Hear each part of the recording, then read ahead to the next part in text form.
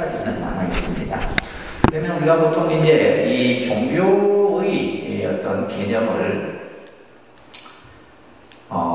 그 출발점은 바로 뭐냐 하면 우리 인간 스스로가 종교에 대한 어떤 생각을 어떻게 가지고 있냐면 내 자신을 뭐 어떤 존재로 생각해요? 불완전한 존재로 생각합니다. 우리 스스로를. 그러면서 어떤 완전하고 전지전능한 어떤 절대자를 찾게 되는 겁니다. 이제 이런 어떤 현상이 우리가 이제 옛날에는 과학 문명이 발달되기 전에는 우리가 쉽게 얘기해서 어떤 자연현상 하면 우리가 뭐 흔히 말하는 이제 지진이라든지 그죠? 뭐 태풍이라든지 뭐 요즘에 말하는 뭐 쓰나미, 해일 같은 경우 이런 어떤 현상들이 나타났을 때 옛날 사람들은 어떻게 생각했냐면 어떤 절대자의 힘에 의해서 이런 현상이 나타난다고 생각했던 거예요. 그죠? 근데 이제 우리가 이제 과학이 발달되고 함으로 인해서 지진이 왜 일어나고, 그죠? 예를 들면 태풍이 왜 일어나고, 태풍은 뭐 예를 들면 기후, 온도 변화에 따라서 일어나는. 그러니까 이런 것들이 이제 과학적으로 이제 일어나는 발생하는 원인은 알게 되는데 중요한 건 이걸 막을 수 있어요, 없어요? 막을 수가 없는 거죠. 그렇다고 해서 이제 이런 어떤 현상이 어떤 절대자의 힘에 의해서 예전에 한번 간혹 그 기독교의 목사들 중에 보면 굉장히 보수, 아주 막 그냥 이렇게 좀 뭐랄까 기독교 내에서도 좀 이렇게 아주 좀 꽉 막힌 사고를 가진 분들이 가끔 계시는데 예전에 한번 그 일본의 큰 지진과 더불어서 그죠 그 핵 오염도 되고 했을 때 뭘 어떤 얘기를 하면 일본이 하나님을 안 믿어서 그래 됐다 뭐 이런 식의 발언을 해가고 굉장히 사회적인 논란을 일으켰던 경우를 제가 들었었는데 그렇듯이 이제 이런 어떤 자연 현상을 통해서 옛날 사람들은 이제 어떤 뭔가 인간이 가지지 못한 절대적인 힘을 가진 것을 찾게 되는 거기에서부터 이제 종교가 시작이 되게 되는 거죠. 그러면서 밑에 보시게 되면 종교 학자인 윌리엄 제임스라고 하는 이 종교 학자가 종교 체험의 재현상이라고 하는 저서에서 이제 종교 인문 사람들이 왜 종교를 갖게 되는가. 근데 이 이외에도 여러 가지 케이스가 있는데 크게 나누면 이제 첫 번째는 뭐냐면 그냥 어떤 특별한 계기보다는 일반적인 상황에서 종교를 선택하게 되는 경우. 그러니까 대표적인 것이 뭐냐면 우리 이제 경우가 많죠. 집안이 불교라서 내가 불교를 믿게 되는 경우. 예를 들면 친구의 권유에 의해서 내가 불교를 선택하게 되는 경우. 그냥 또 자연스럽게 그죠? 이렇게 불교를 이렇게 선택하게 되는 경우. 기독교도 마찬가지입니다. 그 다음에는 이제 대부분의 사람들이 어떤 삶의 고난에 어떤 내가 살아가는 데 있어서 어떤 큰 재앙이나 어려움에 부딪혔을 때 또 내 삶에 어떤 무상함이나 회의감을 가졌을 때 종교를 선택하게 되는 경우들이 있다라는 것을 얘기를 하고 있습니다. 우리가 요즘 보통 이제 불교를 믿는 분들이 종교에 어떤 들어오는 시기가 보면 보통 40대 중반, 50대 초 정도 돼요.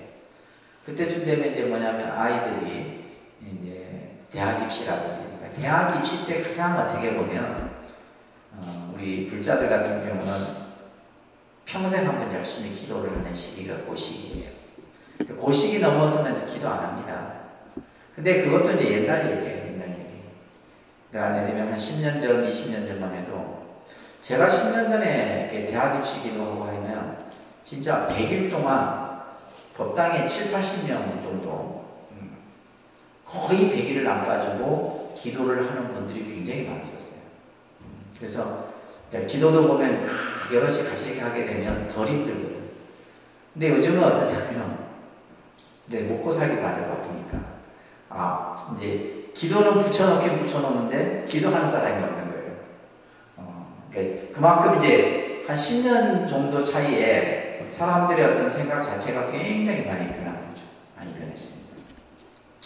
자, 아무튼 이런 어떤 그죠? 상황에 의해서 종교를 선택하게 되는데, 자, 그 밑에 보시게 되면 종교라고 하는 우리가 이제 일반적으로 사람들이 생각할 때 이제 어떤 종교를 그냥 종교 자체만으로 생각하는 경우들이 많아요. 근데 이 종교라고 하는 것은 인류의 어떤 시작부터 시작이 된 거죠, 사실은. 인류가 어떻게 보면 첫 출발부터 이 종교라는 것이 함께 같이 시작이 된 겁니다. 그러다 보니까 이 종교는 여기서도 나와 있듯이 정치, 경제, 문화, 그 다음에 그죠? 예술 등 다양한 영역에 걸쳐서 이 어떤 종교가 영향을 주고 있다는 거예요.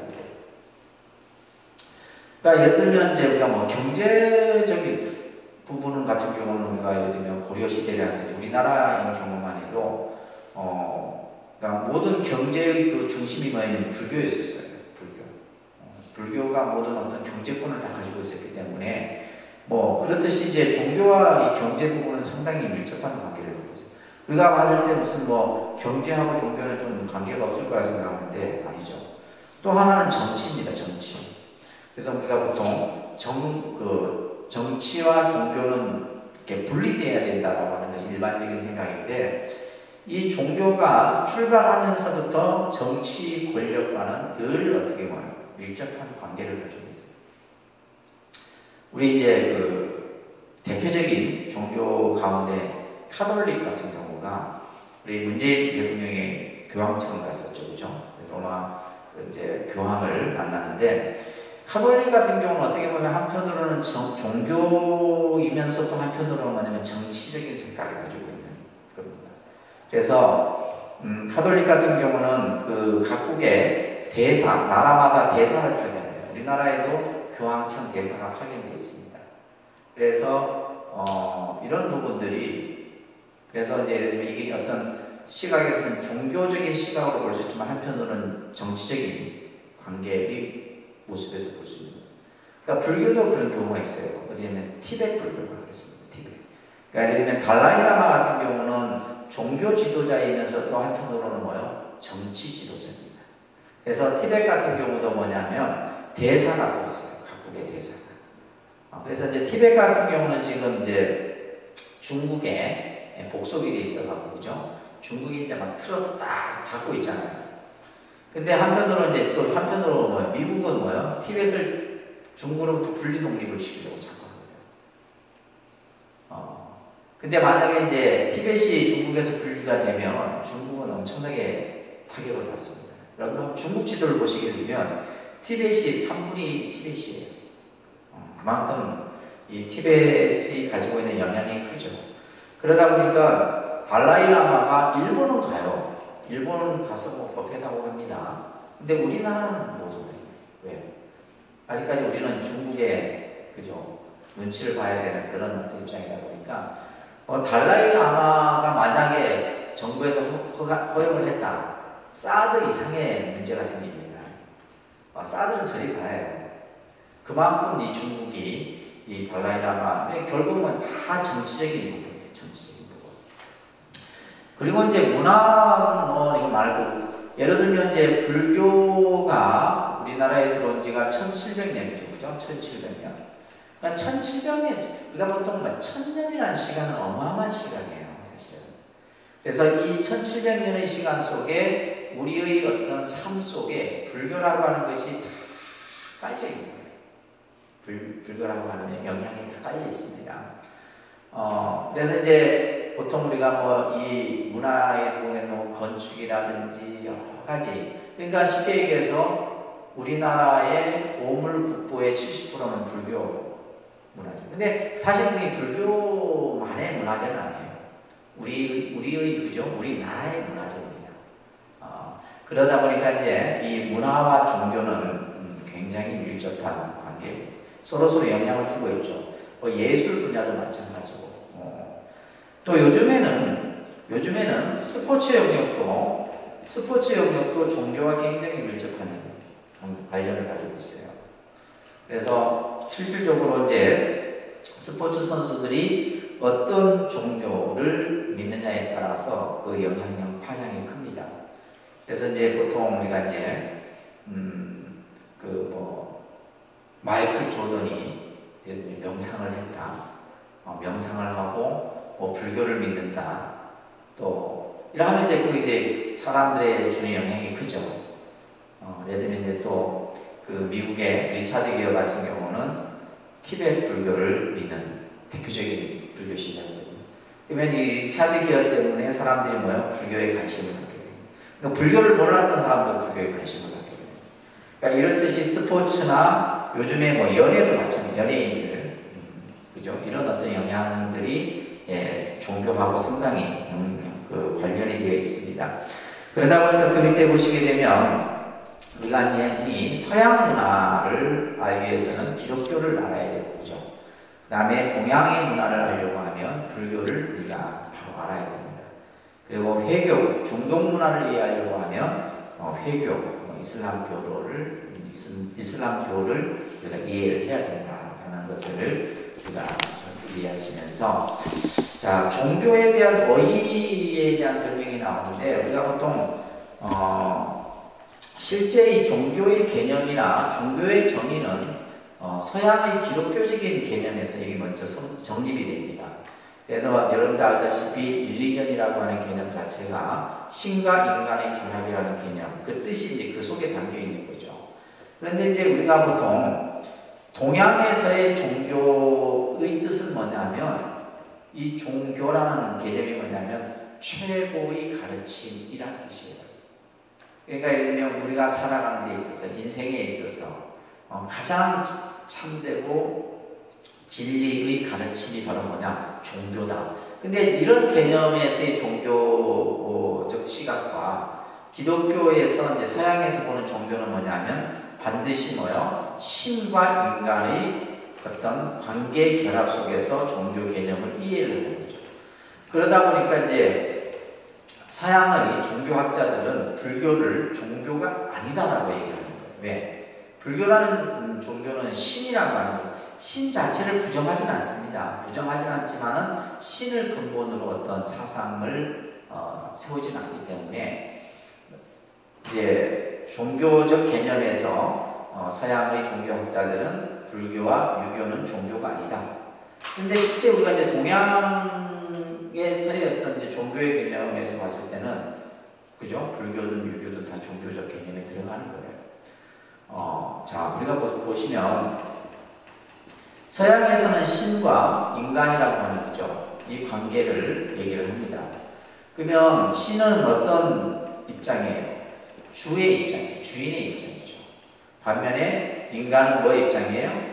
종의 입장입니다. 그래서 우리가 흔히 말하는 주종 관계가 또 한편으로는 이 신과 인간은 어떻게 보면 상하 관계예요. 상하 관계. 그래서 이제 이것을 우리는 이제 수직적 관계다 얘기를 합니다. 그렇기 때문에 인간은 신에게 뭘 보여야 돼요? 보여야 됩니까? 절대적인 뭐예요? 복종을 해야 됩니다. 인간은. 그래서 이제 기독교 신자들이 복종을 잘하는 거예요. 절대적인 복종. 그러니까 어떤 쉽게 말해서 복종이라고 하는 것은 말 그대로 뭐예요? 맹목적인 거죠. 맹목적인 거. 맹목적인 거예요. 그러니까 왜 우리가 보통 기독교의 사상에서 이 개념들이 이미 철저하게 그 사람들의 어떤 교리 속에는 그것이 녹아져 있기 때문에. 그래서 인간은 신에게 뭘 해야 되고, 인간은 신에게 무조건 복종을 해야 되고, 그걸로 인해서 신은 인간에게 뭘 내려준다는 거예요? 은총을 내려준다. 이 개념이 이제 신학적 개념이에요. 구원을 받는 거죠, 그죠? 구원을 받는 겁니다. 그로 인해서 이제 인간은, 그죠? 신으로부터 구원을 받는 이 관계에서, 인간이 직접 신을 만날 수가 없는 거예요. 인간이 직접 신과 대면할 수는 없죠. 그 중간 매개제 역할을 하는 사람이 누구예요? 사제입니다. 신부나 목사가 되는 거죠. 그렇기 때문에 예를 들면 카톨릭 같은 경우는 인간이 죄를 지었어요. 그러면 죄를 지어갖고 누구에게 그 죄를 구합니까? 신부님에게 고해성사를 하잖아요. 그러면 신부가 그 죄를 사해주면 그것은 바로 뭐예요? 신이 죄를 사해주는 것과 똑같은 개념입니다. 이런 개념들이 이제 우리가 이제 이 서양에서 생각하는 종교와 또 동양에서 생각하는 종교의 개념이 조금 다르다는 것을 여러분들이 좀 정리를 하시면서 요걸 여러분들이 이제 조금 이해를 하셔야 됩니다. 이 종교관이 19세기, 20세기, 21세기에 한 세기가 바뀌면서 사람들이 생각하는 종교관이 바뀝니다. 자, 19세기 종교관을 한번 볼까요? 19세기는 뭡니까? 신과 인간의 이 관계라는 측면에서 19세기의 종교관. 그러니까 이때는 이제 뭐냐면 철저하게 신 중심의 종교관이었다는 거예요. 절대적으로 신을 믿고 의지하는 그런 개념의 종교관이 갖춰졌던 시대입니다. 그러다가 이제 20세기가 오게 되면 자 나타납니다. 종교는 자 큰 소리로 따라합니다. 종교는 거룩한 것이며 성스러움을 살아가는 삶의 현상으로 보았다. 자, 이 말의 의미를 여러분들이 좀 잘 이해를 하셔야 되는데 종교는 거룩한 것이고 성스러움을 살아가는 삶의 현상이다. 이 말은 뭐냐면 20세기에 와서는 어떤 특징이 나타나냐면 종교의 성전이 대형화됩니다. 그래서 예를 들면 교회가 대형화되고 있죠. 사찰의 불상이 대형화됩니다. 그래서 우리가 예를 들면 이제 뭐 불상을 조성하더라도 동양 최대 불상 뭐 이런 식의 그 개념들이 만들어지게 됩니다. 그러니까 이게 20세기에 나타난 모습이에요. 그래서 교회나 성당을 짓더라도 어마어마하게 짓는 거예요. 자, 이것이 뭘 의미하냐면 사람들에게 그냥 어떤 신 자체만으로 어떤 그 종교심을 심어줄 수가 없다는 거예요. 그러니까 뭐예요? 보여지는 외형적 모습을 통해서, 그죠? 그러니까 우리가 예를 들면 여러분들 유럽 여행 가보셨어요? 뭐 가까운 유럽 여행 안 가더라도 여러분들이 통도사만 가더라도 통도사에 딱 들어가는 순간 우리는 그 통도사의 어마어마한 규모의, 그죠? 규모의 사람이 그냥 이런 생각이 그냥 뭐 말로 표현할 수가 없는 거예요. 그 자체로 뭐요? 그 세계에 이미 쫙 빠져들어가는 거예요. 이게 이제 어떤 외형적 모습으로 보여주면서 사람들 하여금 종교는 뭐예요? 성스럽고 거룩한 것이고 또 어떤 우리들이 살아가는 어떤 삶의 한 일부분으로서 생각하게 만드는 거예요. 그러니까 예를 들면 저 속리산도 주사의 청궁대구 쳐다보고 있으면 어떻게 돼요? 와. 예를 들면 만약에 뭐 불상이 요만하면 그런 마음이 생길까? 불상이 요만한 불상이면 그죠? 사람들이 외경심 많이 일으킵니다.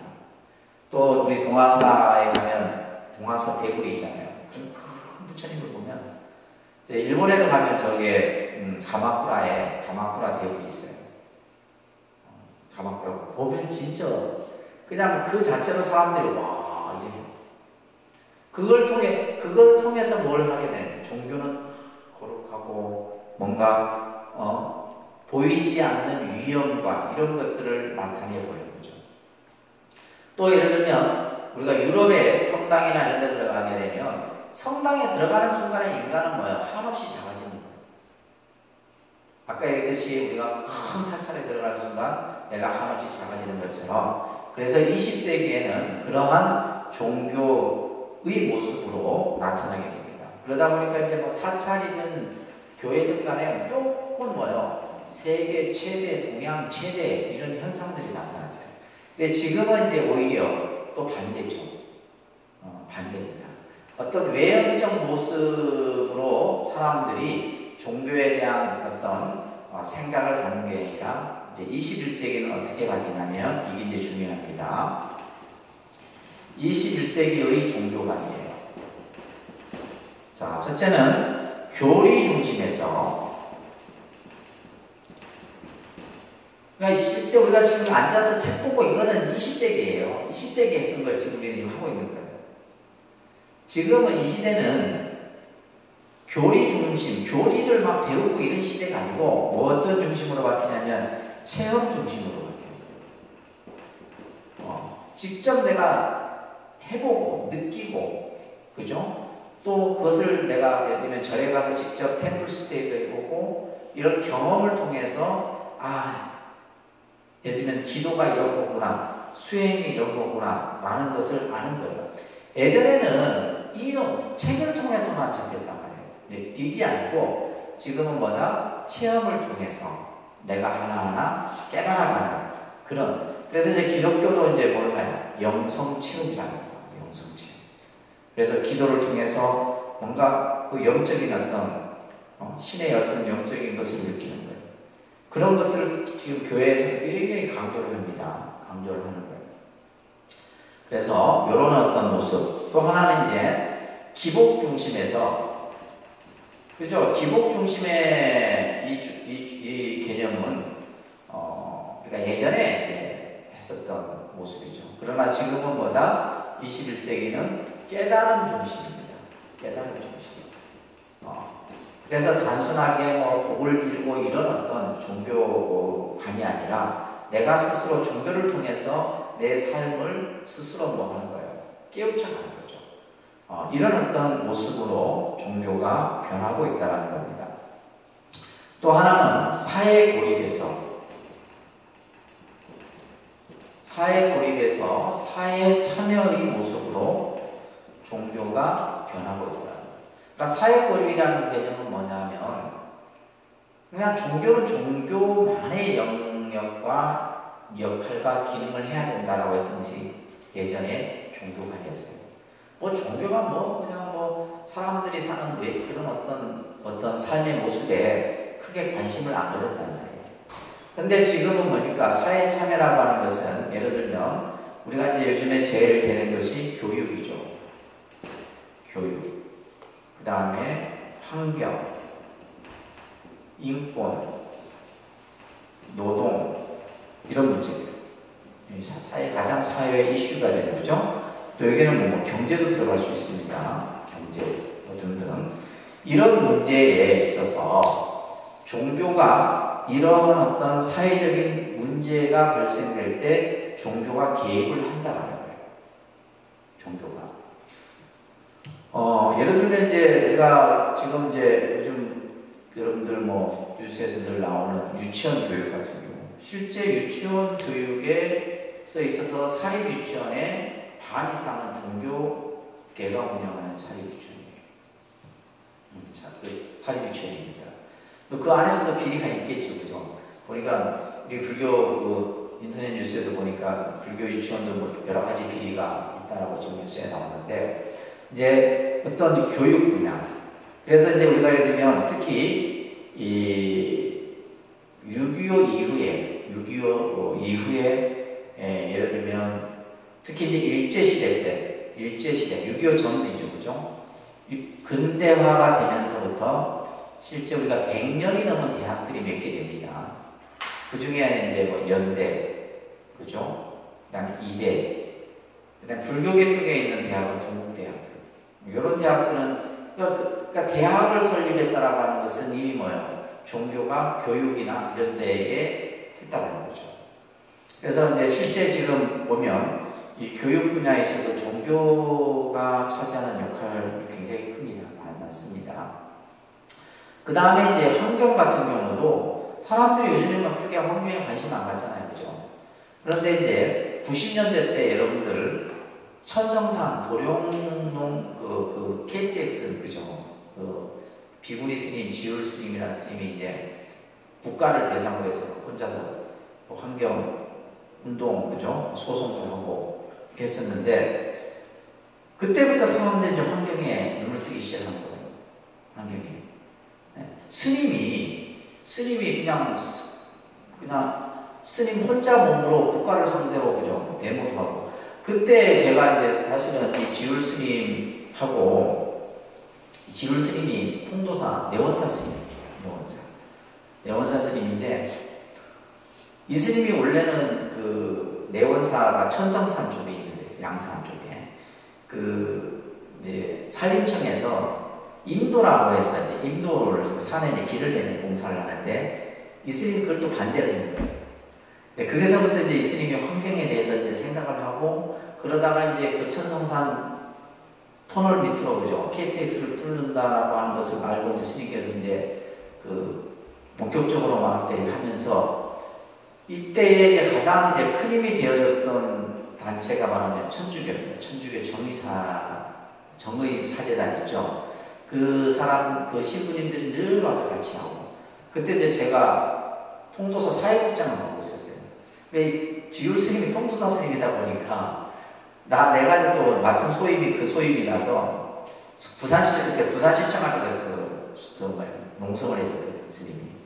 그래갖고 같이 또 신부님하고 텐트에서 같이 또 막 이렇게 하고 했던 기억이 나는데, 그 당시 이제 문재인 대통령이 그 수석이었어요. 그 시민사회 수석이라고 했었어요. 노무현 정부 때. 그때 이제 지율 스님들 와서 단식하지 말라고 막 권유하고 막 그랬던 그 기억이 납니다. 그러다가 이제 예를 들면 4대 강이라든지, 지금 이제 지율 스님 같은 경우는 4대 강 이쪽에 또 이제 혼자 살고 계세요.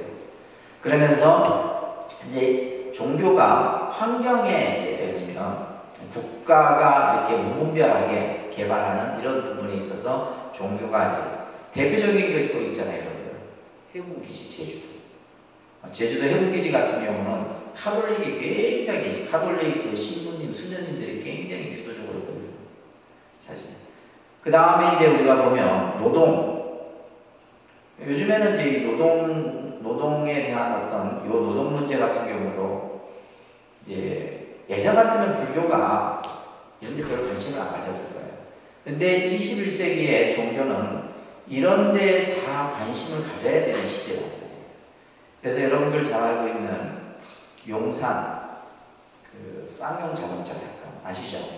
뭐 예를 들면 경찰관도 죽고 노동자도 죽고 했던. 그러면서 결국은 이 쌍용 자동차 문제도 불교, 천주교 이 종교 단체들이 같이 얘기해서 정부와 타협을 하고 또 이렇게 문제를 해결해 나가요. 또 요 근래에는 뭐가 있었냐면 KTX 여승무원들, 해고자들, 그죠? 그 사람들을 복직시키는 일들. 이게 전부 뭐가요? 종교가 다 개입이 돼서 그래요. 그러니까 예를 들면 이제 이게 전부 누구를 상대로 하는 겁니까? 국가를 상대로 하는 거예요. 국가를 상대로 하는데 그나마 국가가 종교 지도자들 얘기는 그나마 좀 들어줍니다. 들어줍니다. 그러다 보니까 이제 종교가 이런 어떤 그 다음에 뭐 이 노동과 인권은 뭐 서로 뭐 관련되어 있는 부분들이죠. 그래서 이런 식의 사회 참여의 모습이 그죠? 종교가 21세기 종교에서는 보여집니다. 근데 이것을 비판적으로 보는 분들도 있습니다. 스님들이 그냥 밖에 가서 막 데모하고 이러냐. 그냥 절에서 연불이나 하고 있지. 뭐 이렇게 또 생각하는 분들도 있어요. 이 자체를 이제 마음에, 그러니까 보면 우리가 환경운동, 인권운동, 노동운동 하는 사람들은 주로 뭐예요? 진보적 생각을 가진 분들이다. 그래서 이제 아무튼 불교가 이런 쪽에 뭐 기독교도 그렇고 카톨릭도 그렇고 이렇게 참여를 한다라는 거. 그 다음에 남녀 차별에서 지금은 뭡니까? 종교는 남녀 평등의 개념의 모습으로 밝힙니다. 그러니까 가장 큰 예가 뭐냐면 예전에는 여성 목사가 없었습니다. 목사님 중에 여자분이 없었다는 말이에요. 요즘에는 기독교 방송을 보게 되면 여성 목사와 분들이 설교를 많이 해요. 자주 나와요. 그래서 예를 들면 교회 같은 경우도 기독교도 이제 문호를 오픈시킨 거죠. 여성에게도 목사의 지위를 부여를 한 거예요. 예를 들면 이제 카톨릭 같은 경우는 신부님이 계시고 그 밑에 그죠 수녀라는 이제 이 부분이 있는데 사실 근데 카톨릭은 굉장히 뭐랄까 동등한 관계는 아니에요. 사실 굉장히 그 어떤 신부와 수녀의 그 격이 굉장히 큽니다. 근데 예를 들면 불교 같은 경우는 비구 스님과 비구니 스님 크게 차이 없습니다. 여러분들 보셔도 뭐 우리 독립선언에서도 천조 스님하고 제가 위에 있고 천조 스님 아니고 이런 개념이 아니잖아요. 똑같은 함께 수행하는 수행자로서의 같은 위치에서 있는 이런 식의 이제 그죠? 예전에는 이게 있었어요.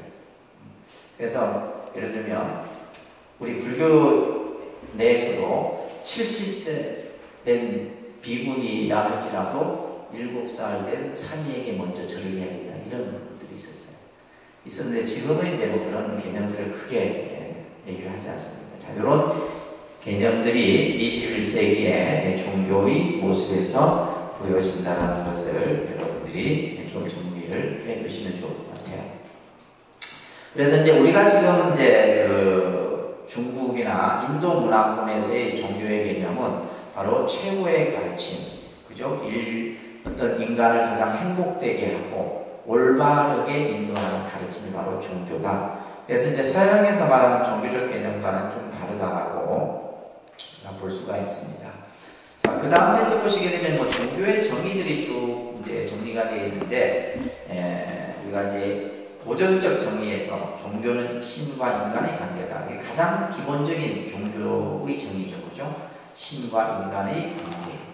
그래서 종교를 얘기할 때 이 신을 빼놓고 종교를 얘기할 수가 없는 거예요. 서양 종교 입장에서는. 그 다음에 이제 또한 종교는 영적 존재에 대한 신앙이다. 뭐 이런 개념들. 또 밑에 상식적 정의해 보시게 되면 종교는 하나의 믿음이다. 이게 아주 중요한 개념이에요. 종교는 뭐라고요? 하나의 믿음. 그 믿음이 어떤 믿음? 어떤 믿음이요? 절대자에 대한 절대적 믿음입니다. 절대자에 대한 절대적 믿음. 그래서 우리가 여러분들 모든 종교는, 그러니까 이 종교라고 하는 것은 뭐 꼭 불교, 기독교만을 얘기하는 게 아니에요. 뭐 사이비 종교가 됐든 무슨 종교가 됐든 그 종교에 있어서 가장 기본이 뭐냐? 믿음이에요. 믿음입니다. 믿느냐 안 믿느냐 이거예요. 믿음입니다. 그래서 이 믿음이 어떤 믿음이냐 하면 절대적 믿음이에요. 무슨 믿음이요? 절대적 믿음이라는 개념은 뭐냐 하면 아주 한 조금이라도 의심을 하면 안 된다 이 말이에요. 그러니까 예를 들면 뭐 우리가 뭐 예수님이 부활을 했다. 부활을 어떻게 증명할 수 있겠습니까? 이러면 안 되는 거예요. 그냥 부활을 했다면 부활을 하는 것 같다 생각해야 돼요. 예를 들면 신이 그죠 만물을 창조했다. 기독교에서는 창조설을 얘기하죠. 그러면 반대로 우리가 예를 들면 과학은 종교를 자꾸 규명하려고 합니다. 종교가 가지고 있는 영역을 과학은 자꾸 이렇게 그걸 이제 파헤치려고 하죠. 그 중에 하나가 바로 뭐야? 창조에 대한 개념이에요. 그래서 우리가 예를 들면 창조론의 반대적 개념이 뭐라고 해요? 진화론이거든요. 그러니까 기독교 안에서도 보면 진화론을 믿는 사람이 있고 창조론을 믿는 사람이 있고. 그래서 이제 특히 미국 사회 같은 경우는 이 진화론과 창조론의 두 어떤 개념 때문에 상당히 서로 논란이 일어나기도 합니다.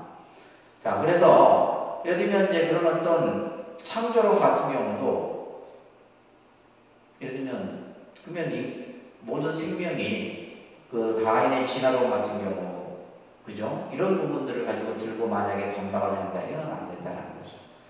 종교의 믿음은 뭐다? 절대적 믿음이다. 제가 여러분들에게 질문을 하나 할 거예요. 소신 있게 답을 해주세요. 여러분들 불교에서 말하는 극락을 믿는 분 한번 손 들어보세요. 극락. 아무도 안 해요. 극락이 뭔지 잘 몰라서 손 못 드시는 거예요. 극락이라는 말 들어보셨을 거 아니에요, 그죠? 뭐 지옥이라는 말 들어봤죠? 지옥이라는 세계를 믿는 분 한번 손 들어보세요. 안 듣는 분은 뭐 믿는 것도 아니고 믿는 것도 아니고 그죠? 그러니까 지금 여러분들이 뭐 불교를 처음 공부하시는 입장이지만은 여러분들뿐만이 아니라 불교 신자들의 대부분의 어떤 믿음의 어떤 그 모습이 여러분들과 똑같은 모습이에요. 근데 이제 그 한 조사가 있었어요. 여론조사가 있었어요. 조사가 있었는데 이제 어떤 조사였냐면 신의 예를 들면 기독교에서 말하는 천국에 대한 믿음,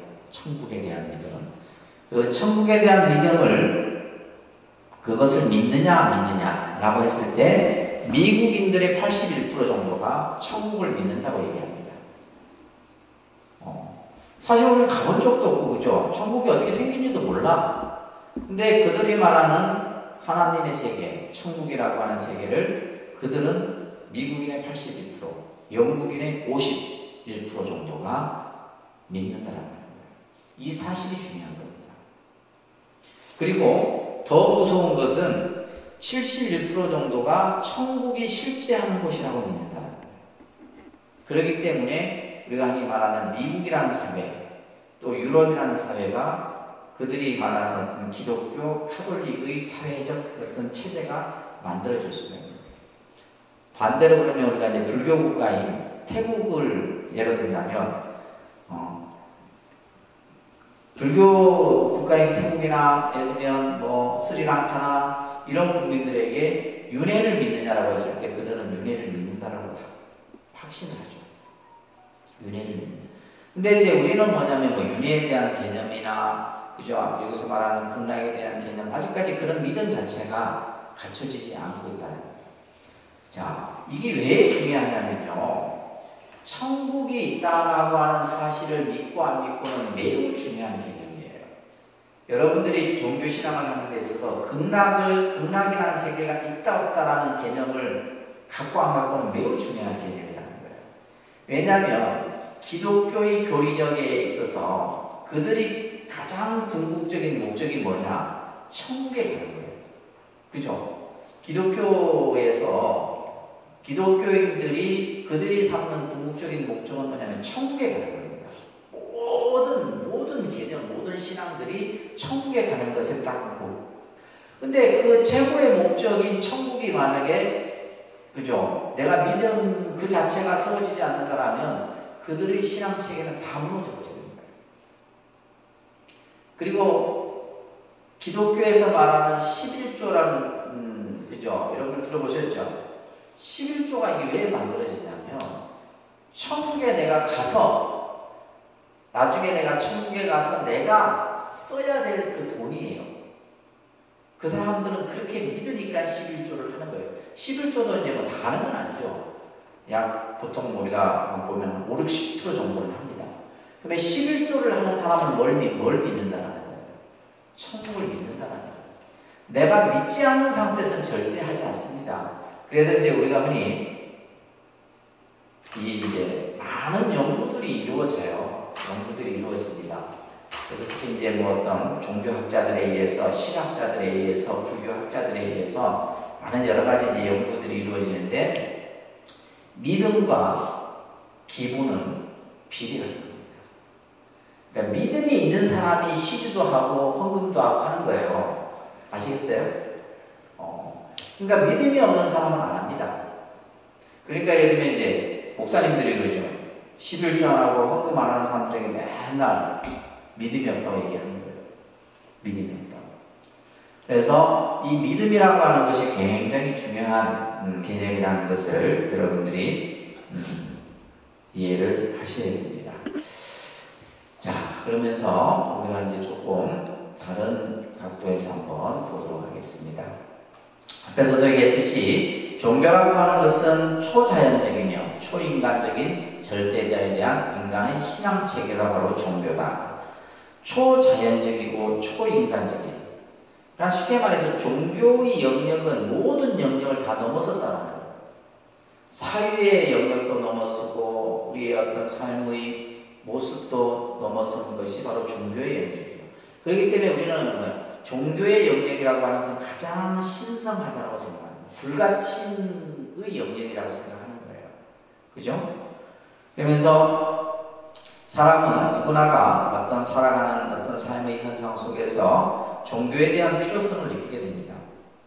예를 들면 우리나라 사람의 예를 들면 반 정도가 무종교, 종교가 없는 사람이라 할지라도 이 사람들이 나중에 어떤 죽음에 임박하거나 또 큰 병을, 어떤 고통을 경험할 때 뭔가 내가 의지하고자 하는 종교에 대한 생각이 일어나게 돼요. 그러니까 예를 들면 이제 쉽게 이런 얘기예요. 종교라고 하는 것은 내가 힘이 들 때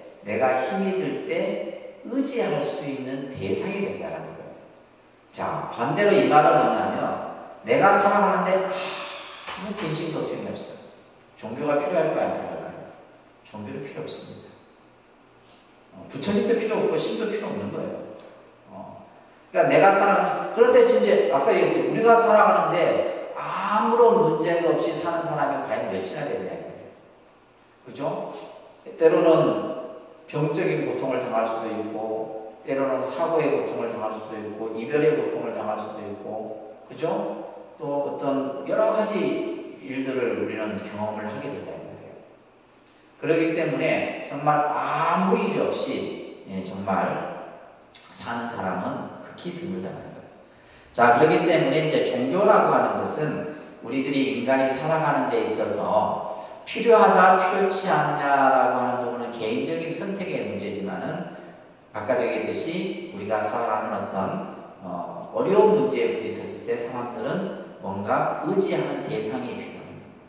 자, 여러분들, 우리는 살면서 여러분들 의지처라고 하는 말을 할 때 여러분들은 뭘 의지하고 살아갑니까? 그죠? 요즘 현대인들은 돈을 의지하고 살아가고 돈만 있으면 다 된다고 생각하는데 이 돈 또한 내가 의지할 대상은 아니죠. 이 돈도 너무 잘못 쓰여지게 되면 그죠? 이게 또한 재앙이 될 수가 있어요. 의지처가 아니라 재앙이 돼요. 오늘 보니까 뭐 미국 같은 경우 지금 이제 우리나라 말이죠. 로또가 1조 8천억이나 당첨이 되면 1조. 그러니까 그 당첨이 되면 한 달에 10몇 억씩 써서 20몇 년을 써요. 그 사람 그런 사람 행복할까요? 행복하지 않다라고 봐요. 그죠? 그래서 그러니까 우리가 정말 의지할 수 있는 의지처, 돈, 가족, 뭐 명예, 권력 이런 것들은 의지할 수 있는 의지처가 아니다는 거죠.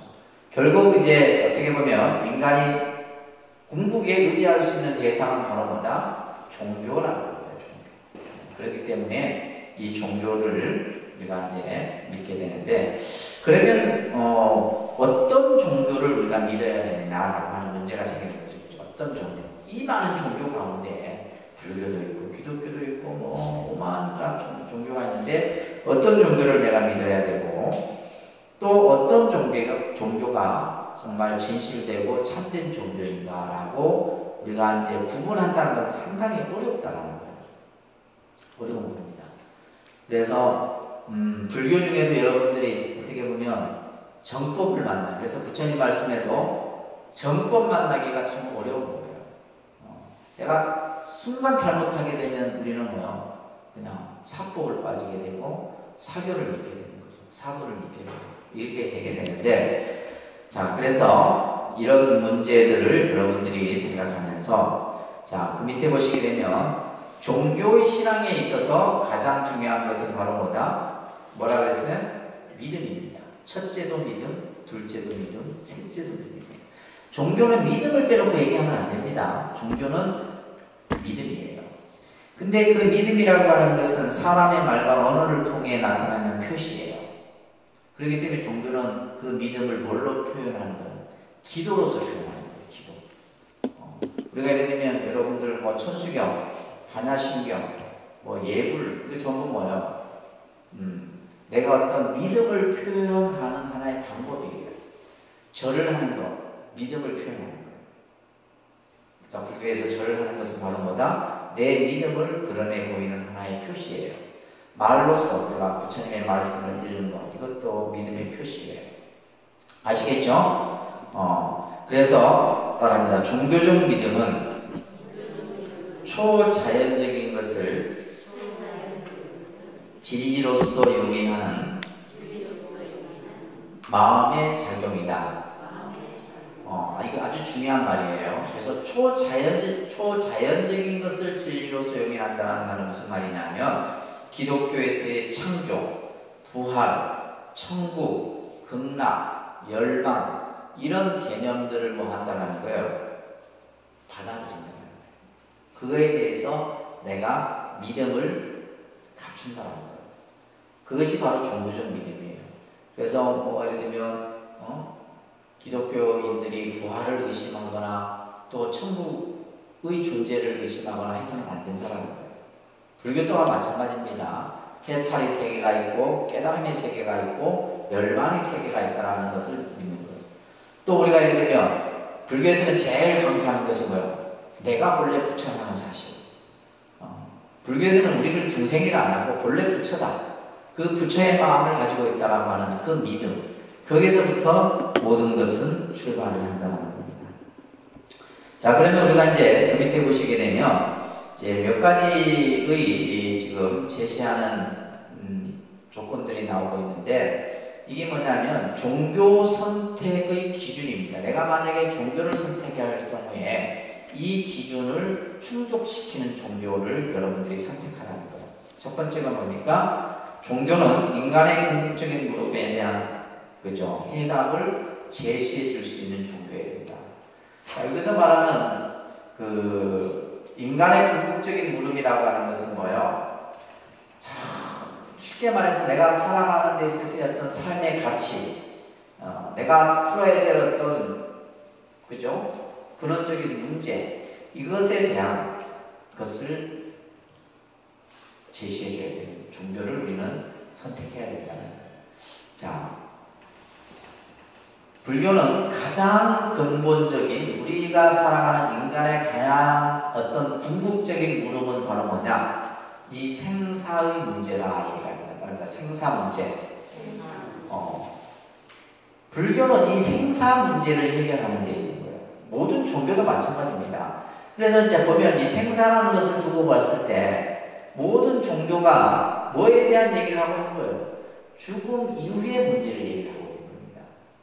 죽음 이후에. 그러니까 기독교는 뭘 얘기해요?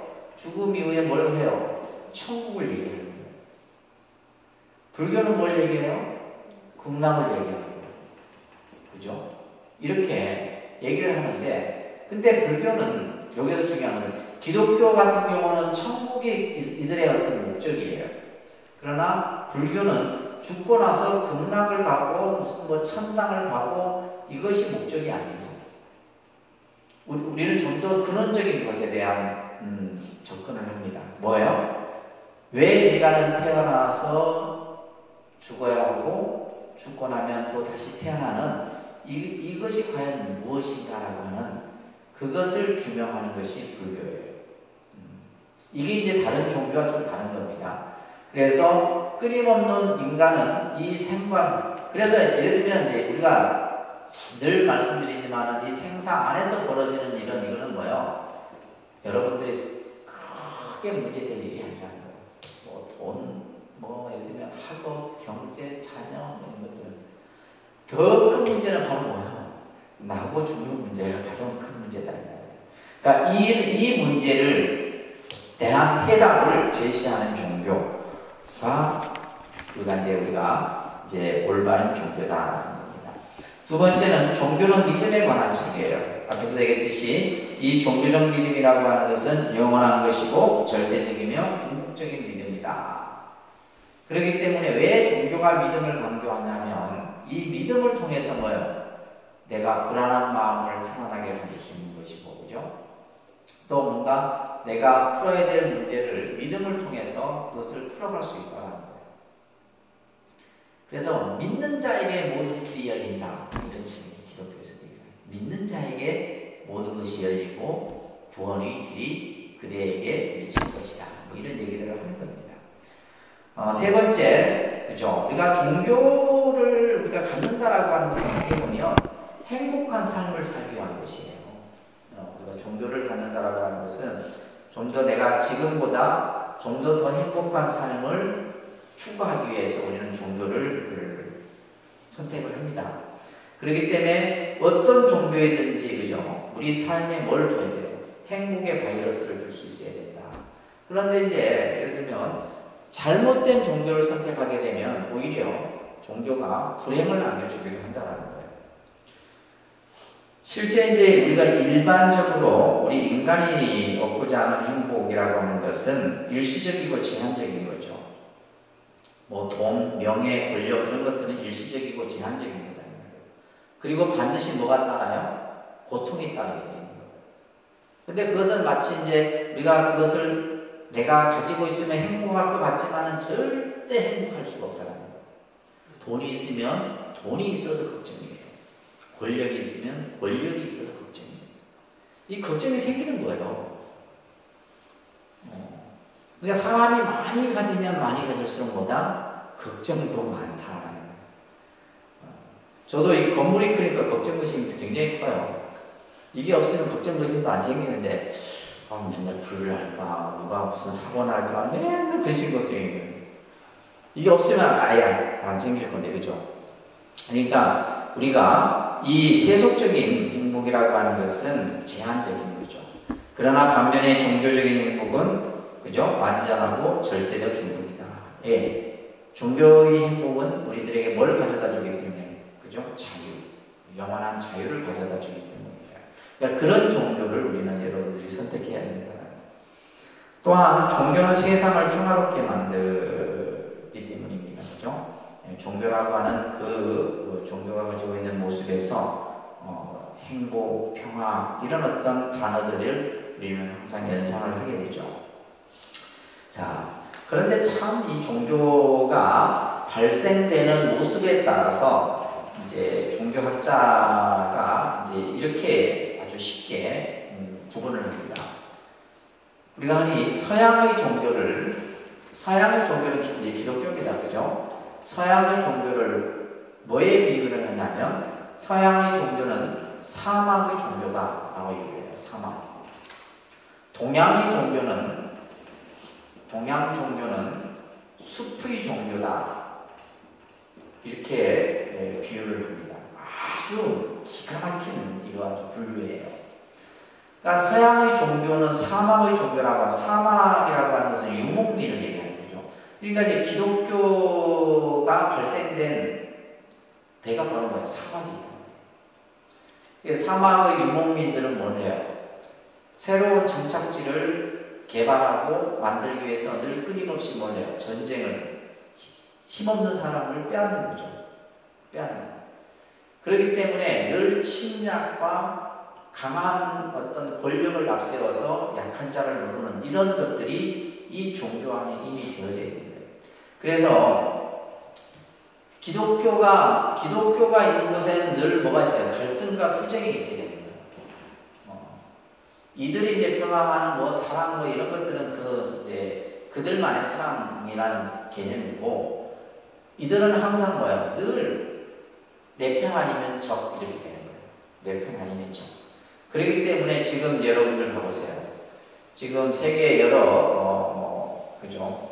나라 간의 어떤 갈등의 모습들 보게 되면 다 이슬람, 회교, 그죠? 기독교. 근데 웃긴 거는 다 같은 신이에요. 자기들 같은 신인데 그 신을 바라보는 관점이 다 달라. 근데 그 신을 가지고 막 자기들끼리 막 서로 싸우는 거예요. 아주 웃긴. 그래서 바로 이 서양의 종교를 사막에 비유를 한 거고, 동양의 종교는 숲이라고 하는 것은 뭐냐? 숲이라고 하는 것은 뭐예요? 서로 뭐냐 하면 공존, 공생하는 거예요. 그러니까 예를 들면 남을 해치지 않죠. 내가 있기 위해서는 이게 또 있어야 되는, 다른 사람이 있어야 되는 거예요. 이 숲이라고 하는 것은 바로 서로 상생과 공존의 그런 어떤 개념이 바로 동양의 종교라는 거죠. 그렇기 때문에 이제 우리가 예를 들면 칼 야스퍼스도 그런 얘기를 했습니다. 종교 가운데 전쟁을 일으키지 않는 종교는 불교밖에 없다. 이렇게 이제 얘기를 할 정도로 이 종교가 사실은 세상을 좀 더 평화롭게 만드는 요인이 되어야 되는데, 요즘에는 이제 종교가 어떤 전쟁의 명분이 되기도 한다는 것이 좀 아이러니하기도 합니다. 그죠? 그 다음에 우리가 이제 종교에 대한 좀 분류, 이제 어떤 개념들을 조금 한번 정리를 해보면, 막스 밀러라고 하는 사회학자가 이런 얘기를 했습니다. 한 종교를 아는 것은 아무 종교도 알지 못하는 것이다. 이 말을 했어요. 하나의 종교를 아는 것. 그러니까 우리는 지금 뭐야? 불교도 알아야 되고 기독교도 알아야 되고 여러 종교의 개념들을 이해를 해야 돼요. 그러니까 예를 들면 내가 불교 신자라 해서 불교만 알면 안 됩니다. 그러면 뭐요? 내가 생각하는 생각이 그 한 틀 속에 갇혀져 버리게 되는 거예요. 그래서 한 종교를 아는 사람은 아무 종교도 알지 못하는 것이다. 그래서 이제 가톨릭 같은 경우는 가톨릭은요 참 어떻게 보면 무서운 종교입니다. 이 가톨릭이. 그러니까 아마 종교 집단 가운데 가장 폐쇄적인 종교 집단이 바로 뭐냐면 가톨릭이에요. 가톨릭 종교 집단이 가장 폐쇄적인데, 그러니까 그 안에서 벌어지는 일은 아무도 몰라요. 그러면서 이제 우리가 보여지는 것은 그죠? 종교에 대해서 비판을 하지 않아요. 다른 종교를 비판하지 않는 것이 또 가톨릭이에요. 양면성을 같이 가지고 있는 겁니다. 그래서 이제 저희 동국대학교 같은 경우는 불교대학이잖아요. 근데 저희 불교학과에 신부님이 불교학을 공부해요. 불교학을. 그래서 이거는 가톨릭에서 공부를 시킵니다. 그래서 석사, 박사, 제가 이제 공부할 때도 신부님이 계셔갖고 이제 석사 과정, 박사 과정에서 이제 박사 논문까지도 이제 받아가서 이분은 뭐냐면 가톨릭에 가서 불교를 강의하는 거예요. 그냥 예를 들면 그게 이제 가톨릭의 방식이에요. 그래서 예를 들면 다른 종교의 장점이 있다. 그러면 그것을 자기화로 만드는 게 가톨릭이에요. 사실 기독교인들은 자기들끼리 싸우다가 이제 그냥 그래 됩니다. 기독교가 무슨 이렇게 우리에게 어떤 위협적인 종교는 아니에요. 사실은 가톨릭입니다. 가톨릭이 굉장히, 그러니까 예를 들면 이제 이 사람들은 뭐 스님들한테도 아주 후회적이죠. 절에도 하고 스님들하고도 제일 또 친한 성직자 중에 바로 신부님이나 수녀님들이에요. 그렇지만 그들은 또 한편으로 불교적인 것을 자기 거로 만듭니다. 가장 대표적인 것은 뭐예요? 49제를 한다는 거예요. 제를 지낸다는 거예요. 제를 지낸다는 거예요. 그러니까 이거는 뭐냐면 우리나라 사회가, 그러니까 쉽게 얘기해서 그 교황이 우리나라에 한번 오게 되면 가톨릭 신자가 급상승합니다. 엄청나게 영향을 줘요. 그래서 지금 요즘에 이제 그 문재인 대통령이 가톨릭 신자고 막 가서 미사 받고 이런 장면들이 있잖아요. 이건 다른 종교인을 입장에서 봤을 때 별로 좋은 모습은 아니에요. 왜냐하면 우리나라는 가톨릭은 아주 극히 일부거든요. 기독교에서는 가톨릭을 자기들이 같은 신을 믿지만 또 다른 관점에서 보니까 이제 좀 비판적인 그런 그 기사도 보이더라고요. 왜냐면 우리나라 같은 경우는 이런 어떤 대통령이나 이런 어떤 공직에 있는 분들은 종교의 어떤 중립을 지켜야 되는데, 이제 어떤 자기가 믿는 종교라 해서 그걸 가지고 이제 이렇게 하게 되면 상당히 그 영향이 크죠. 근데 그래서 예를 들면 49제 같은 경우도 제사 문화 같은 경우는 이거는 뭐예요? 그죠? 오래된, 진짜 말 그대로 1000년 이상 된 우리의 어떤 문화의 모습이에요. 그것을 다른 종교가 들어와서 그것을 바꿀 수가 없다는 말이에요. 그걸 바꾸려고 하면 뭐가 생기는 거예요? 갈등이 생기는 거예요. 그러니까 여러분들 집안의 종교가 달라서 그죠? 갈등이 생기는 요인 중에 하나가 제사거든요. 제사.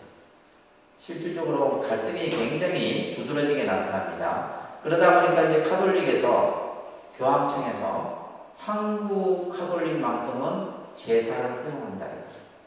예외 법칙을 주는 거예요.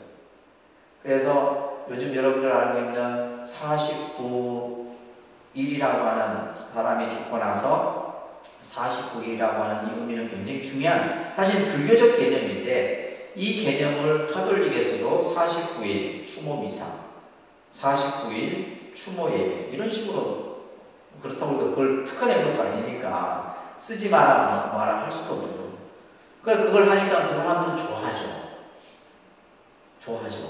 예를 들면 제사 자체를 딱 이렇게 기독교 같은 경우는 딱 그냥 끊어버리는 것이 기독교인데, 가톨릭에서는 그래서 가톨릭 신자들은 부모 앞에 가서 절을 합니다. 가톨릭 신자들은 절을 해요. 그러니까 그 사람들은 뭐냐면 비판을 안 듣는 거예요. 그런 것들이 이제 카톨릭이 아주 무서운 모습 중에 하나입니다. 그래서 우리가 이제 여러 종교의 개념들을 알아야 되는데, 자, 먼저 우리가 종교의 첫 출발은 자연 숭배 신앙입니다. 자연 숭배 신앙. 그래서 이 자연 숭배 신앙은 우리가 이제 우리나라에 불교나 기독교나 이런 고등 종교가 들어오기 전에 이미 우리는 뭐예요? 하늘이나 땅이나 저 산이나 물이나 나무나 이런 어떤 것에 절대적인 정령의 어떤 영적인 힘이 있다고 믿었던 거죠. 이것이 바로 뭐예요? 자연 숭배 신앙입니다. 자연 숭배 신앙. 대표적인 것이 이제 우리가 바로 뭐냐면 해돋이. 그 다음에 정월 대보름, 달을 보고 소원을 빌고. 자, 근데 이걸 보면서 여러분들은 그런 생각을 하셔야 돼요. 우리가 이제 1월 1일 해돋이를 보기 위해서 막 그냥 정동진, 해운대 막 수십만들이, 그죠? 그 해돋이를 보기 위해서 가잖아요. 막 떠오르는 해를 보면서 그냥 해 구경만 하는 게 아니에요. 각자 뭘 해요? 그죠? 한 해의 소망을 기원하는 거예요. 자, 근데 그 중에 다 불교 신자일까요? 그냥 종교가 없는 사람, 기독교인들이 더 많아요. 근데 그들이 기독교 신앙을 믿으면서 해를 보면서 소망을 빌고, 그죠? 달을 보면서 소원을 빈다라고 하는 것은 뭐예요? 그러니까 이 달을 보고 해를 보면서 우리가 하는 어떤 이런 신앙은 우리의 문화의 토대에서 만들어진 신앙이에요. 그걸 보고 어떤 사람은 야, 그건 미신이야. 미신은 한자로 쓰면 이렇습니다. 미할 미자, 믿을 신자, 미신이에요. 그러면 이 미신의 뜻은 뭐냐면 내 믿음이 이 의미는 뭐냐면 미혹하다 이런 뜻이거든요. 미혹하다는 말도 이제 좀 한자어인데 쉽게 말해서 믿음이 불분명한 거예요. 이게 미신이에요. 그러므로 우리 불자들의 95%는 미신을 믿고 있는 거예요. 아까 얘기했잖아요. 여러분들은 아무것도 안 믿잖아. 부처님도 안 믿지, 극락도 안 믿지. 믿는 게 무슨 뭐, 그러니까 믿음 자체가 없다 이 말이에요. 그게 바로 뭐예요? 미신이에요. 그러니까 미신이 우리가 예를 들면 뭐 산에 가서 그냥 오래된 나무 앞에 그냥 하고, 이게 미신이 아닙니다. 예를 들면 옛날에 우리 할머니들이 장독대 위에 정한수 떠놓고 이렇게, 그죠? 막 손이 발이 되도록 비는, 이거 미신 아닙니다. 순수한 믿음이에요. 그분들은 그걸 통해서 내가 이루고자 하는 것을 이룰 수 있다라고 하는 확신을 가지고 가는 거예요. 그건 그런가 하면 미신이라고 하면 안 됩니다. 내가 불교를 믿는데 불교에 대한 믿음이 그 정립이 안 돼 있어요. 그건 미신을 믿는 거예요. 불분명한, 이게 뭐 맞는 말인가 틀린 말인가, 이렇게 하면 될까 말까, 이런 거, 그죠? 대표적인 분들이 이제 보통 기도하는 분들이 내가 기도를 하면 될까 말까, 이런 거, 미신이에요. 그 다음에 우리가 이 믿음에는 이제 광신, 믿음에 막 그냥 그 종교적 믿음에 미쳐갖고 막 가정도 내팽개치고 이런 광신. 그 다음에 또 이제 뭐가 있냐면 미신, 광신. 그 다음에 이제 또 바른 믿음이 있고, 그죠? 바른 믿음이 있고 이런 이제 개념들이 있는데, 바로 이 자연 숭배 신앙 같은 경우는 우리가 이제 지금 우리가 사는 이 과거의 시대에도 이 믿음은 존재하고 앞으로도 존재할 겁니다. 어떤 뭐 새로운 종교가 들어오더라도 나라마다 이런 어떤 자연 숭배 신앙은 존재한다라는 겁니다. 그 다음에 이제 여러분들이 잘 알고 있는 샤머니즘입니다. 샤먼이라고 하는 것은 무당이라는 뜻인데, 이거는 이제 바로 우리가 흔히 말하는 무속 신앙이죠, 그죠? 자, 이 샤머니즘도 지금도 이 신앙이 존재하죠. 여러분들이 뭐 예를 들면 정월에, 그죠? 한해 운수를 보려고 점집을 찾고 한단 말이에요. 근데 이제 이 그 샤먼 같은 경우는 이제 무속인들 같은 경우는 이제 실질적으로는 진짜 이게 무속인은 뭐냐면 영적인 어떤 내 안에 새로운 영이 들어오는 거죠. 내 안에 지금 지금의 내가 아닌 또 다른 어떤 새로운 어떤 영적인 개념이 들어와서 이제 쉽게 얘기해서 예를 들면 뭐 여러분들 그런 걸 보셨는데 모르겠어요. 뭐냐면 동작 귀신이 들어오면 뭐 이게 무당이면 동작 아이 목소리를 막 냅니다. 그다음에 뭐 처녀 귀신이 들어오면 막 이제 아가씨 이렇게 말을 하고. 근데 이 영이 들어왔다 나갔다 들어왔다 나갔다 계속 들어와 있는 게 아닙니다. 들어왔다 나갔다. 그래서 여러분들 무당집 가게 되면 대문 앞에 뭐가 서 있어요? 대나무가 서 있어요. 보셨어요? 그 대나무가 바로 뭐냐 영을 받는 겁니다. 영을. 근데 이제 이 경우에 보면 이제 그 영이 어떤 영이냐면 자기와 관련된 영이 자기와 관련된 자기 이제 집안 친인척과 관련된 영인데 간혹 보면 안 받으면 이제 예를 들면 그것을 받지 않으면 계속 몸이 아프거나 또 집안에 누구가 사고를 당하거나 계속 그런 거고 이제 그런 케이스가 있고 이제 우리가 흔히 말하는 이제 그냥 역학을 통해서 우리가 이제 뭐 이렇게 사주를 풀어내는 경우도 있고 하는데 이런 어떤 샤먼 신앙 같은 경우는 이게 뭐 없어지지 않을 거라 저는 생각을 합니다.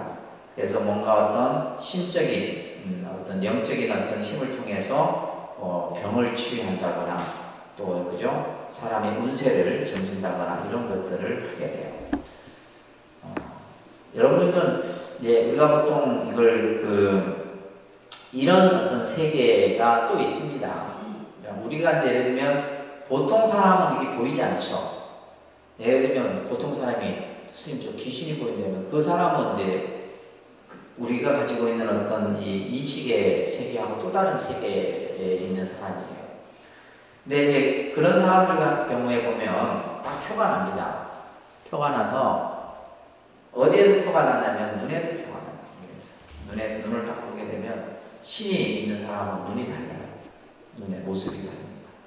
그래서 뭐 예를 들면 이제 내림굿을 한다거나 뭐 이런 어떤 여러 가지 하게 되고 또 불교적인 입장에서는 이제 그것을 내 몸 안에서 빼내기 위해서 구병시식 같은 걸 하게 돼요. 구병시식 같은 걸 하게 되는데 참 근데 보면 이게 없다고도 할 수 없고 그렇다고 있다고 하자니 참 믿을 수 없는 거죠. 근데 실제적으로 그런 세계가 있습니다. 그런 세계가 있고 무슨 얘기 하나 해줄까요? 우리가 오늘 그 뉴스가 나왔더라고요. 뉴스에 얼마 전 몇 달 전에 남편이 그 자리에서 교통사고를 당했어요. 교통사고를 당했는데 오늘 아내가 그 자리에서 교통사고를 죽은 거예요. 그 자리에 똑같은 자리에서. 그죠? 섬뜩하죠. 예를 들면 우리가 옛날에 보면 그 시골의 마을마다 보면 이렇게 물놀이 하다가 사람이 빠져 죽으면 또 그 자리에서 빠져 죽습니다. 빠져 죽고 교통사고 같은 경우에도 보면 꼭 난 자리에서 계속 납니다. 근데 그래서 이제 우리가 흔히 이제 그런 세계에 있는 분들이 하는 얘기가 뭐냐면 혼을 건져야 된다. 그 영혼을. 그러니까 우리가 예를 들면 시신은 이건 아무 의미 없는 거고 그 혼을 건져야 되는데 혼을 건지는 의식이 있어요. 혼을 건지는 의식이 있는데 제 이제 아는 스님이 그 전문이에요. 그래서 저희도 이제 그 스님한테 하도 재밌어서 이 얘기는 이런 얘기가 재밌잖아요. 그죠? 그래서 우리가 막 밤새는 줄 모르고 막 그 얘기를 들었어요. 혼 건지는 얘기를. 그래서 이제 어떤 경우냐면 이제 예를 들면 사람이 물에 빠져 죽잖아요. 죽으면 그 시체를 건지는 사람이 따로 있어요. 그러니까 이게 이제 어디 있는지 모르잖아요. 예를 들면 바다나 이런 데. 그러면 그걸 아는 사람이 따로 있고 이제 그걸 이제 그래서 시신을 딱 건집니다. 그 다음에 뭘 건져야 되는데 혼을 건져야 됩니다. 혼을 건져야 되는데 이 스님이 이제 배를 타고 이제 그 시신을 건진 자리에 가서 기도를 하는 거예요. 기도를 하는데 한 일주일 정도 보통 빠르면 뭐 하루 만에 건져 올려지기도 하고 하는데 보통 뭐 안 될 때는 한 일주일 정도 걸리기도 하고 한다 그래요. 그래갖고 대나무를 바다에 딱 넣어놓고 이제 기도를 계속. 근데 뭐가 딱 잡힌대요. 딱 잡혀서 쫙 이제 대나무를 던지면 머리카락이 그대로 오른다. 그걸 항아리에 담아갖고 이제 절에 모셔와서 천도제 지내갖고 천도시키는 이런 얘기들. 이런 경우들이 이제 쉽게 얘기해서 이런 샤먼의 어떤 그 세계에서 나올 수 있는 그런 것들이에요. 그리고 예를 들면 이제 우리가 보통 영혼 결혼식 같은 게 또 있잖아요. 영혼 결혼식. 근데 참 희한한 게 그 영혼 결혼식에 이제 남자 여자를 이제 집으로 만들어요. 집으로. 처음에 이제 의식을 할 때는 떨어져 있는데 이게 이제 서로 뜻이 영혼끼리 뜻이 맞았을 경우에는 그 떨어져 있는 그 이제 하나의 이제 그 모습을 이렇게 해놓은 거죠. 손을 딱 잡고 끝날 때쯤에 그런 이제 그런 세계들이 있어요. 그런 세계들이 있는데 그런 것들이 이제 샤머니즘입니다. 근데 이런 샤머니즘 이런 어떤 신앙들은 불교 뭐 이렇게 이거는 종교의 영역을 떠나서 제가 예를 들면 유럽에 미국의 뉴욕에 있을 때 스님 한 분이 아주 점을 잘 보는 스님이 있었어요. 점을 한 번 보는데 $50. 한 번 이렇게 보는데 $50인데 주 고객이 다 교회 다니는 사람들. 근데 더 웃긴 건 목사님이 교회를 오픈해야 되는데 오픈 날짜를 받아오는 거예요. 근데 이게 우리가 사는 사회의 모습이에요. 그러니까 그들이 믿는 신이 있다 할지라도 이런 어떤 우리가 말하는 샤머니즘이나 이런 어떤 신앙들은 예를 들면 우리가 미국이라는 사회도 보면 이런 어떤 샤머니즘 신앙이 굉장히 뿌리 깊게 맺어 있어요. 우리나라도 마찬가지지만. 그 다음에 이제 서물숭배 신앙이라는 게 있죠. 그죠? 서물숭배. 서물숭배 같은 경우는 이것은 뭐냐 하면 어떤 인공을 강한 물건을 통해서 어떤 하나의 어떤 그 숭배의 대상으로 삼는 거죠. 그래서 대표적인 것이 여러분들은 이제 보통 뭐 부적이라고 보시면 되는데, 그래서 또 이제 우리가 몸에 지니고 다니는 뭐 불자들 같은 경우는 뭐 옴자, 반지라든지 또 만자, 목걸이라든지 이런 것들 같은 경우는 어떤 호신적인 개념이 있는 거죠. 그래서 이런 어떤 것들. 그래서 이제 특히 이제 군대 가 있는 아들들이 우리가 이제 합창부 같은 걸 이제 주면 굉장히 좋아하죠. 왜냐면 그걸 차고 있으면 뭔가 누군가가 나를 지켜준다라고 하는 생각을 갖는 겁니다. 이런 것들이 이제 바로 뭐예요? 이제 선물 숭배 신앙이라고 합니다. 그 다음에 뭐 어떤 그 애니미즘이라든지 토테미즘 이런 신앙의 형태들이 있다고 보시면 되겠습니다. 그 다음에 보시게 되면 불교의 종교적 이해라고 하는 내용에서 보시면 앞에서도 얘기했듯이 불교는 종교가 아니고 철학이다 라고 이렇게 지적을 하는 종교자들이 있습니다. 이것은 바로 뭐냐면 서양의 종교학적 개념에서 봤을 때 그들이 생각하는 종교는 뭐냐면 신을 상정해야 되는데 불교는 신을 이렇게 이제 인정하지 않죠. 그죠? 그러면서 이제 우리가 이제 예를 들면 종교적인 측면에서 불교는 신을 부정하는 종교냐라고 얘기한다면 그렇지는 않다는 거죠. 무신론이면서 때로는 유신론이기도 하다. 이것이 이제 어떻게 보면 불교적 개념입니다. 그러니까 신이라는 개념을 이렇게 설정하지 않지만 그렇다고 신 자체를 부정하지도 않는다라는 겁니다. 그래서 무신론이라는 말은 유신론에 대비되는 개념이죠. 그죠? 그래서 불교가 무신론이라고 단정하는 것 또한 애매하다라는 겁니다.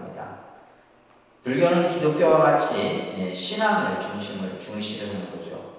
그래서 우리가 예를 들면 삼귀에 대한 어떤 믿음, 그죠? 이런 것에 대한 어떤 신앙 체계가 불교 안에서 갖추고 있다라고 말씀드릴 수가 있습니다. 자, 그 밑에 보시면 이제 경전에 나오는 그 부처님의 말씀이 있는데 이것만 정리를 하고 마무리를 하겠습니다. 쭉 넘겨서 보시면 자 요 구절입니다. 같이 한번 사람이 어떻게 거센 흐름을 걷습니까? 라고 하는 그 마지막 그 구절을 한번 같이 읽겠습니다. 사람이 어떻게 거센 흐름을 걷습니까? 어떻게 해서 바다를 건넙니까? 어떻게 해서 고통을 초월합니까? 그리고 어떻게 해서 완전한 청정의 경지에 도달할 수 있습니까? 사람은 신앙으로서 거센 흐름을 건너고 정진으로서 바다를 건넌다. 근면으로서 고통을 초월하고 지혜로서 완전한 청정의 경지에 도달한다. 라고 하는 수다니 파타에 나오는 경고입니다. 여기에서 이제 거센 흐름이라고 하는 것은 쉽게 말해서 우리가 세상을 살다 보면 여러 가지 풍파를 겪게 되죠. 그렇죠? 뭔가 내 뜻대로 안 되는 일들이 많이 생긴다 이 말이에요. 그럴 때 뭐요? 신앙으로서 그것을 이겨낼 수 있다는 거예요. 우리가 살아가는 데 있어서 여러 가지 어떤 세상의 풍파들을 신앙으로서 그것을 우리가 이겨낼 수 있고, 또한 어떻게 해서 바다를 건너느냐. 그렇죠? 우리가 어떠한 목적을 이루기 위해서는 바다라고 하는 것은 굉장히 넓잖아요. 그래서 우리가 이제 바다를 건넌다라고 하는 것은 즉 예를 들면 요즘같이 그냥 좋은 배가 있으면 쉽게 건너지만은 그냥 우리가 막연히 생각했을 때 바다를 건넌다라는 것은 막연한 거다. 그렇지만 끊임없는 정진이라고 하는 것은 끊임없는 노력입니다. 그러니까 노력을 하다 보면 내가 이루고자 하는 목적에 이룰 수 있다는 얘기예요. 내가 계속해서 끊임없이 한 걸음 나아가다 보면 그 바다를 건널 수 있고, 그 다음에 어떻게 고통을 초월하느냐라고 했을 때, 그죠? 부지런함으로써, 근면이라고 하는 것은 부지런함이죠. 그죠? 부지런함으로써 고통을 내가 극복할 수 있고, 그 다음에 청정의 경지에, 완전한 청정의 경지에 어떻게 도달하느냐? 지혜로서. 그럼 여기서 지금 나온 말이 신앙, 그죠? 정진, 근면, 지혜. 이것으로서 이제 불교에서는 모든 우리가 세상의 어려움이나 또 예를 들면 고통이나 또 궁극의 어떤 경지에까지 이룰 수 있다라고 하는 얘기를 하고 있는 겁니다.